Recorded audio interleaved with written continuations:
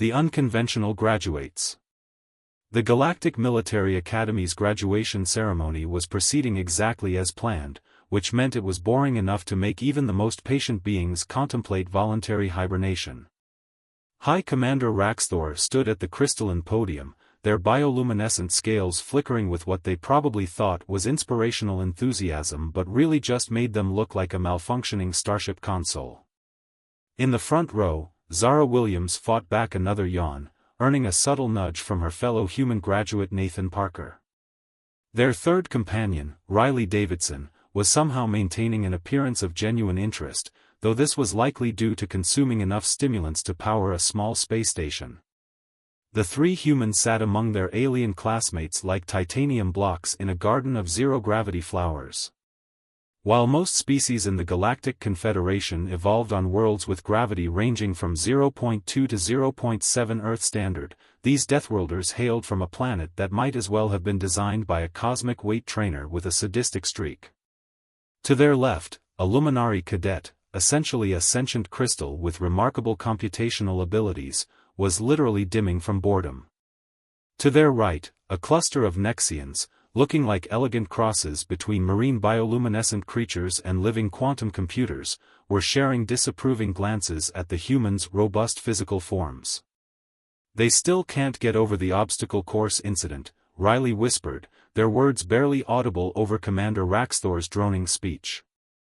"You'd think they'd never seen someone carry a disabled transport vehicle before." To be fair, Nathan muttered back, that vehicle was meant to be moved by a team of anti-gravity units, not one human with an adrenaline rush. The manual clearly stated, in case of emergency, Zara defended herself with a slight smirk. And we were running out of time. The ceremony dragged on as various dignitaries took turns at the podium. A quantum collective ambassador, whose species resembled nothing so much as a shifting cloud of geometric patterns, attempted to give an inspiring speech about unity and cooperation. The effect was somewhat undermined by their tendency to split into fractal patterns when excited. "And now," Commander Raxthor announced, their scales pulsing in a rainbow pattern, "we recognize our top graduates." The humans straightened in their seats, not out of pride but because sitting still for so long in 0.3 G was making their muscles cramp. They'd graduated at the top of their class not through any particular academic brilliance but because they were literally built different. When your species evolved on a death world, certain things just came naturally, like surviving the impossible survival course. Turns out what the Academy considered extreme conditions were just like a mild autumn day in northern Russia, or completing the emergency repair practical by simply lifting the damaged shuttle component instead of using the mandatory anti-grav units. As they walked across the stage to receive their credentials, the humans couldn't help but notice the mix of fear, respect, and confusion on their classmates' faces. The Luminari section had collectively dimmed their brilliance, their crystalline forms vibrating with anxiety. The Nexians' probability matrices were probably overheating trying to compute the likelihood of being crushed in a congratulatory handshake.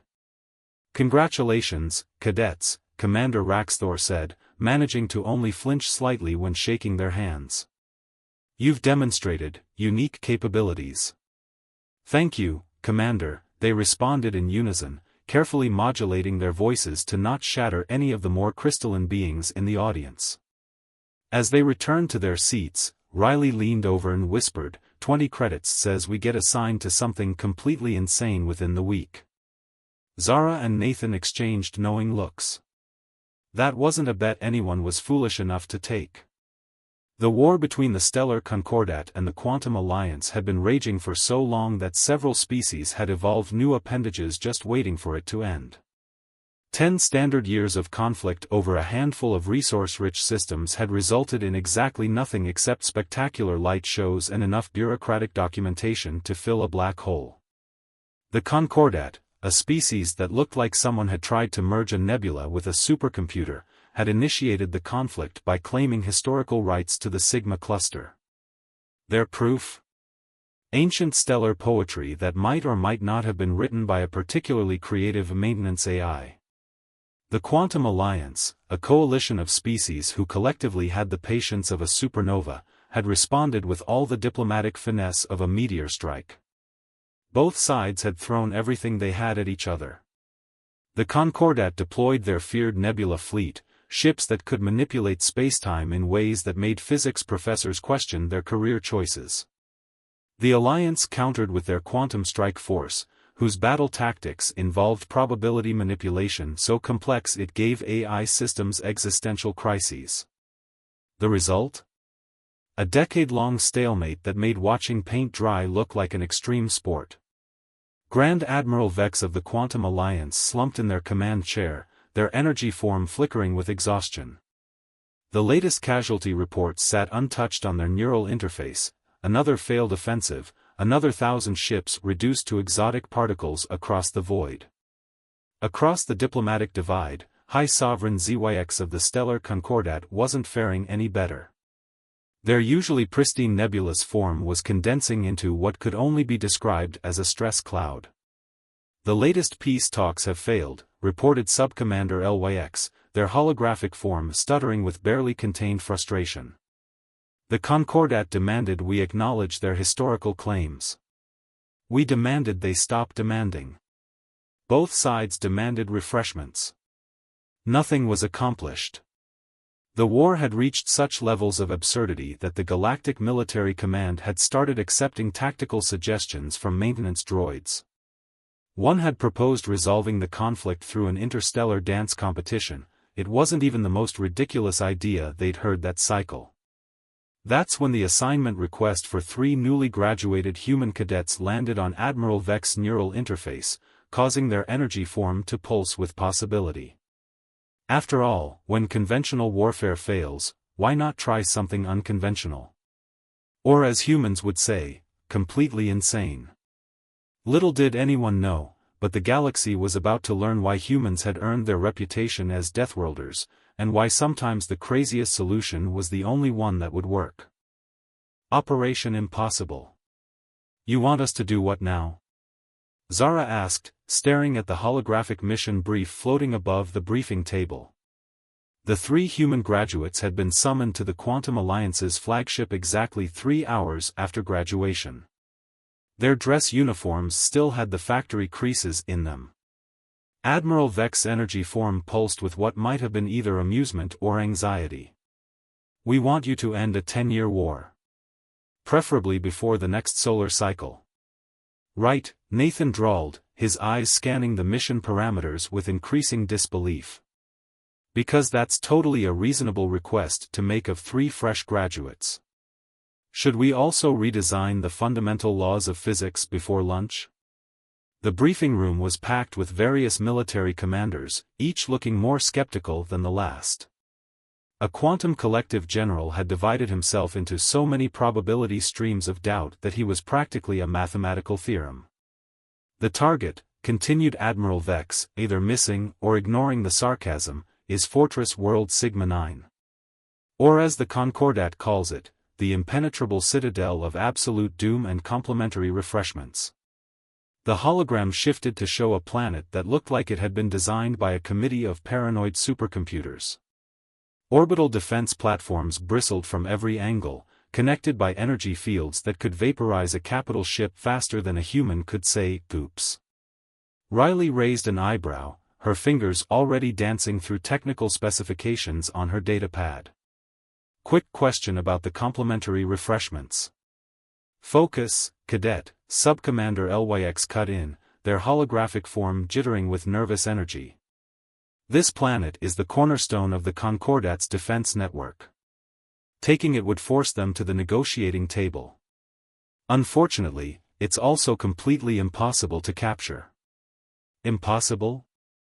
Nathan perked up, a grin spreading across his face that made several junior officers take involuntary steps backward. The last 8 assault fleets we sent were transformed into abstract art installations in the debris field, the commander explained. Very expensive abstract art installations. Zara was studying the hologram intently, her eyes narrowed. What's the gravity like? 3.2 Earth standard, Admiral Vex replied, which is why we can't deploy most of our ground forces. The atmospheric pressure alone would. The three humans exchanged grins that made the room's temperature seem to drop several degrees. So let me get this straight, Riley said, leaning forward. You've got a high-gravity planet that nobody can crack because all your troops would be pancaked, orbital defenses that shred anything that gets close, and you need it taken by. She checked her wrist computer. Dinner time? That is correct. And you're asking us because? Nathan prompted. A Nexian admiral chittered nervously. Because we've tried everything else. Smart solutions, logical solutions, probability-based solutions, none worked. Ah, Zara nodded sagely. So now you want a stupid solution. We prefer the term unconventional, Admiral Vex corrected, their energy form flickering. Permission to be stupidly unconventional, sir? Riley asked, already pulling up more tactical data. The Admiral's form pulsed with what might have been hope or possibly terror. Granted. But please try not to break the planet. The paperwork would be astronomical.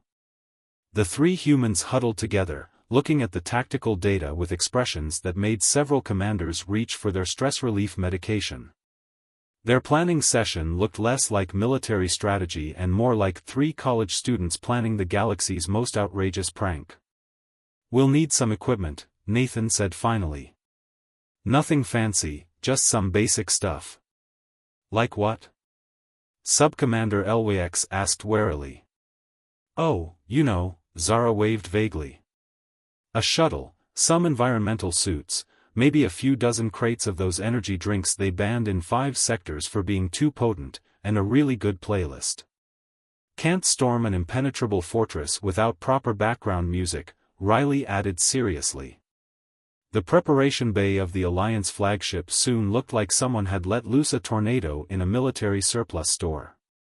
In the center of the chaos, 3 humans sat cross-legged on the floor, surrounded by holographic displays, scattered equipment parts, and enough empty energy drink containers to build a small space station. Look at this, Zara pointed at a schematic, her hand practically vibrating from her 12th energy drink. Their orbital defense grid has a refresh rate of 0.4 seconds between firing sequences.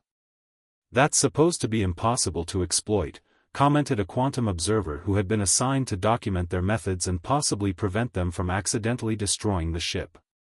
Impossible is just another word for, hasn't met humans yet, Nathan replied, currently hanging upside down from a maintenance beam, claiming it helped him think better. Riley was busy modifying their environmental suits, having stripped off most of the safety regulators. These things are rated for 4G, but if we bypass the limiters and reroute power from the non-essential systems. Define non-essential, Commander LYX asked nervously. Oh, you know, life support, temperature control, that sort of thing. Those are extremely essential. Not if we're quick enough, Zara grinned, pulling up more schematics.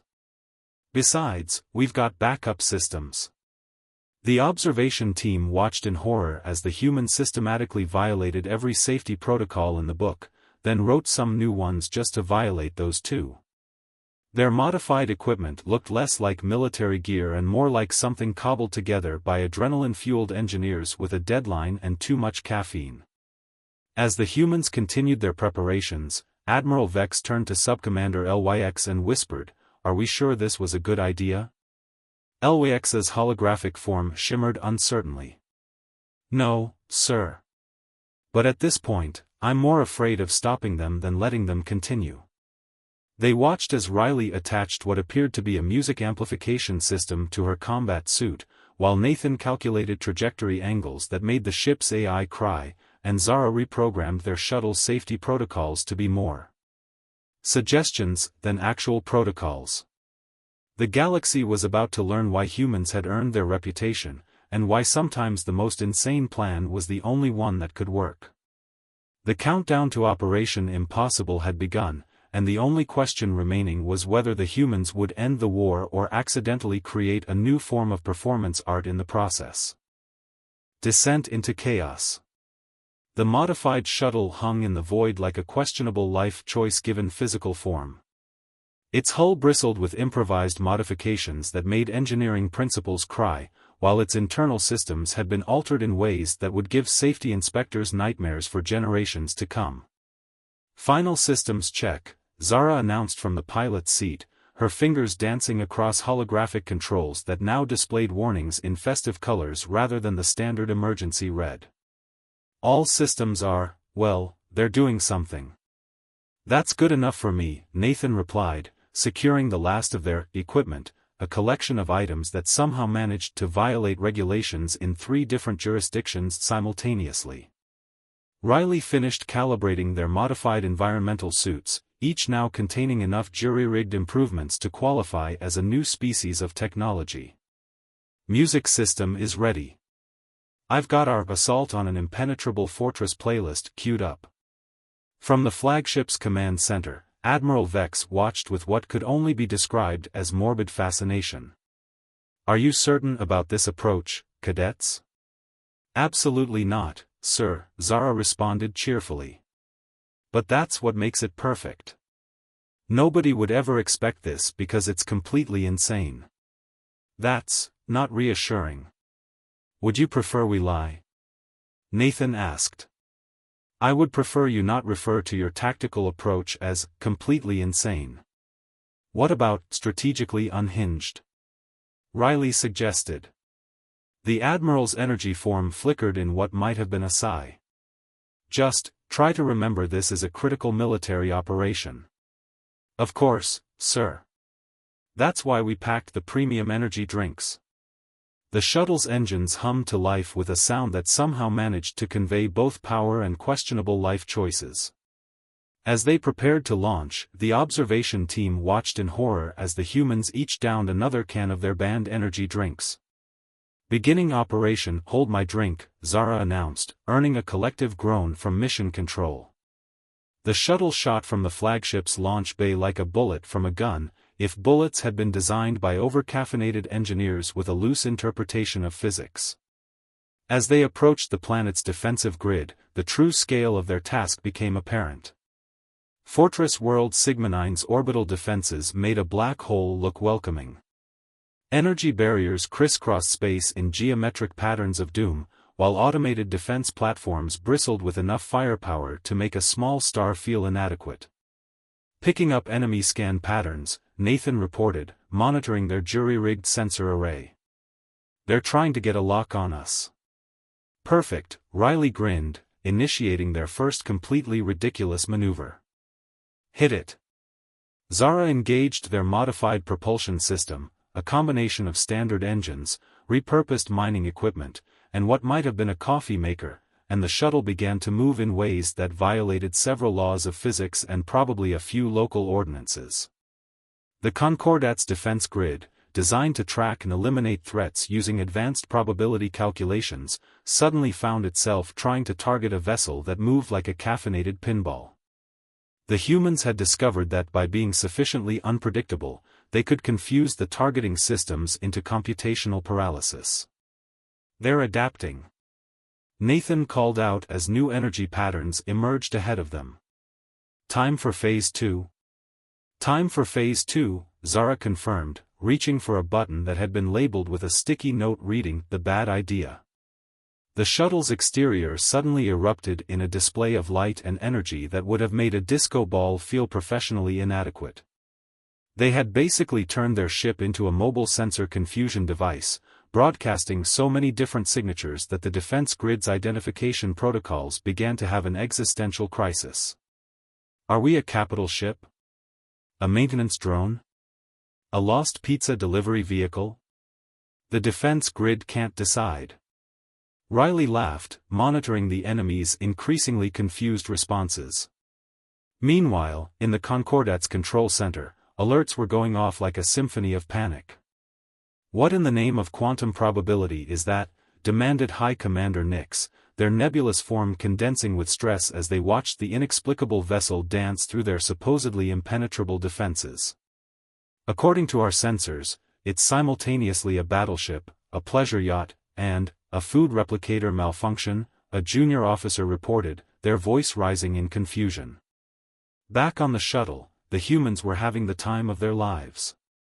Zara piloted their vessel through the defense grid like she was playing a particularly aggressive video game, while Nathan kept their improvised countermeasures running through sheer force of will and creative engineering. Entering atmosphere in 30 seconds, Riley announced. Activating our special modifications. The shuttle's hull began to glow as they hit the upper atmosphere, but thanks to their modifications, which involved some creative use of heat shielding and what might have been parts from a high-end kitchen appliance, they weren't immediately vaporized. Hull temperature is only mostly critical, Nathan reported cheerfully. We probably won't explode. Your use of probably is concerning, Zara noted, wrestling with the controls as they plunged deeper into the high-gravity atmosphere. Would you prefer maybe?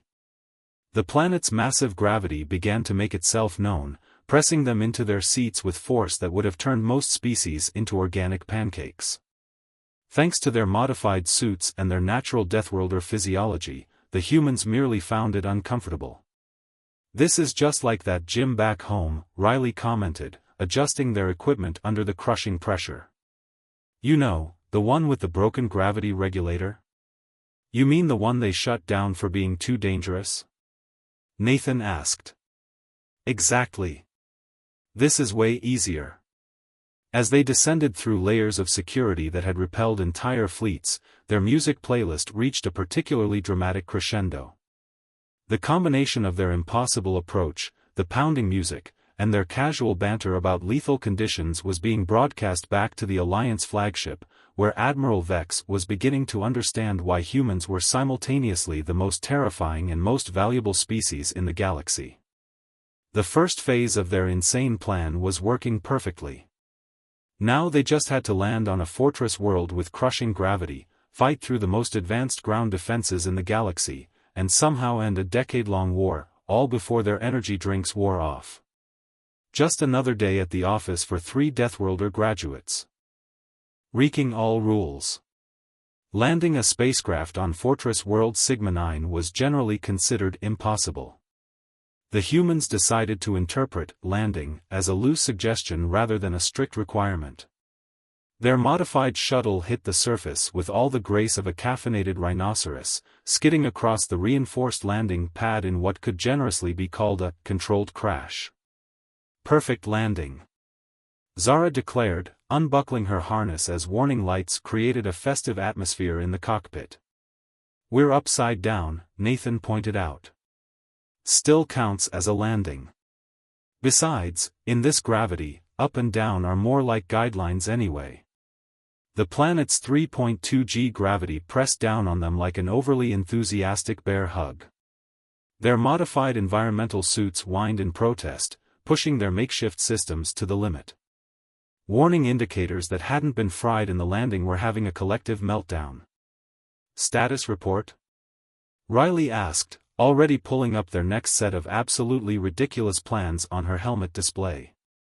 The good news is we're alive, Nathan responded, checking their equipment. The bad news is we've violated so many laws of physics that we might be getting a strongly worded letter from the universe itself. Outside their crashed shuttle, the Fortress World's automated defense systems were having what could only be described as an artificial intelligence crisis. Their landing had been so spectacularly bad that the defensive algorithms couldn't decide if they were a threat or a very elaborate accident.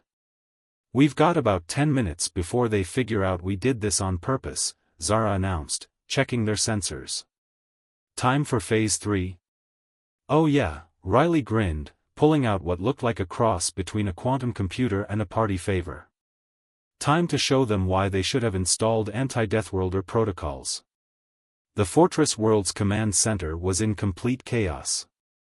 High Commander Nix's nebulous form had condensed into what could only be described as a stress cloud as reports flooded in. What do you mean, they just crashed through our defenses? They demanded. Sir, according to our sensors, their approach was so fundamentally wrong that our systems classified it as a statistical impossibility and ignored it, a frazzled tactical officer explained. They basically confused our defenses by being too bad at flying to be a real threat. That's not how it's supposed to work. Tell that to the humans, sir. Meanwhile, the three graduates had begun their ground assault, if you could call their approach an assault. It looked more like three Deathworlders having the time of their lives while casually ignoring the laws of nature. You know what's funny? Nathan commented as they moved through the crushing gravity with what should have been impossible ease. Their entire defense system is based on the assumption that no one would be crazy enough to actually set foot on this planet. To be fair, Riley added, casually carrying equipment that would require a small anti-grav unit on any other world, they probably didn't expect anyone to be built for this kind of gravity. They approached the main fortress complex, a structure that looked like it had been designed by an architect with a serious case of paranoia. Energy shields sparkled across its surface, while automated defense turrets tracked any movement with lethal precision. Standard infiltration approach? Zara suggested. Nah, let's do something stupid, Nathan grinned. They'll never expect that.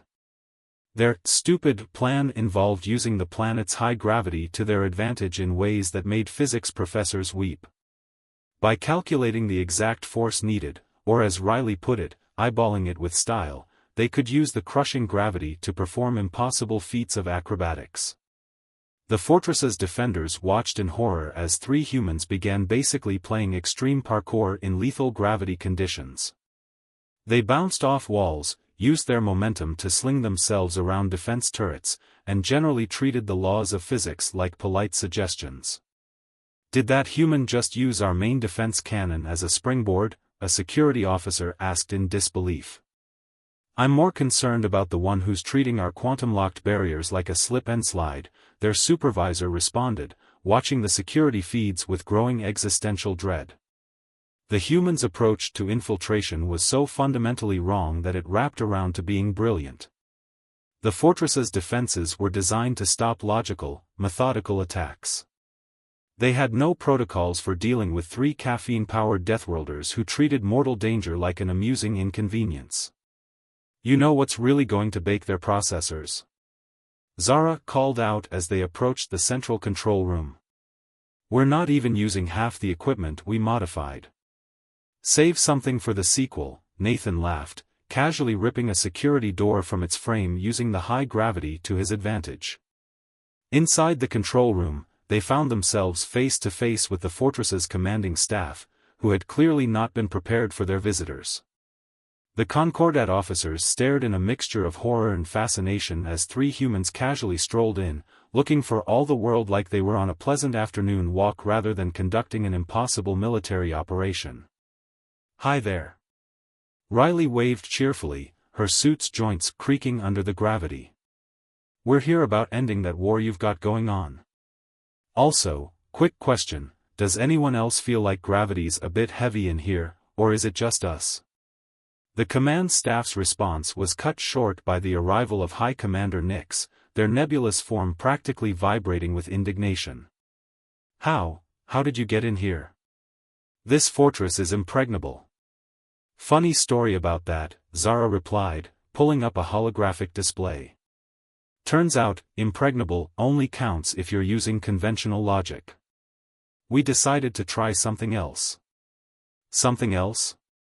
You violated every known tactical doctrine. Thank you. Nathan beamed. We worked really hard on that part. What followed was perhaps the most unusual peace negotiation in galactic history. The humans presented their case with the same casual disregard for convention that had gotten them through the defenses, pointing out that if three fresh graduates could crack the supposedly impregnable fortress, perhaps it was time to reconsider the whole war. Besides, Riley added, pulling out their final piece of modified equipment, we brought snacks. Hard to stay mad when you're having snacks. The fact that they had somehow smuggled in a working food replicator, modified to produce comfort food from a dozen different species, while breaking into the galaxy's most secure facility seemed to be the final straw for the Concordat's resistance. As the impossible mission reached its climax, both sides began to realize something important. Sometimes the best way to break an impossible stalemate was to do something so completely, fundamentally unreasonable that it forced everyone to step back and reconsider their positions.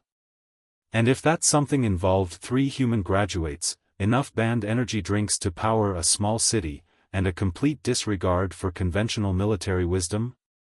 Well, that was just another day in the life of a Deathworlder. Victory through madness. The peace treaty signing ceremony aboard the Quantum Alliance flagship was unlike anything the galaxy had ever seen. Primarily because no one had ever seen a peace treaty signing that included an extensive section on acceptable uses of energy drinks in military operations and guidelines for physics-adjacent combat maneuvers. Admiral Vex's energy form pulsed with what could only be described as bemused relief as they watched High Commander Nyx's nebulous form sign the final documents.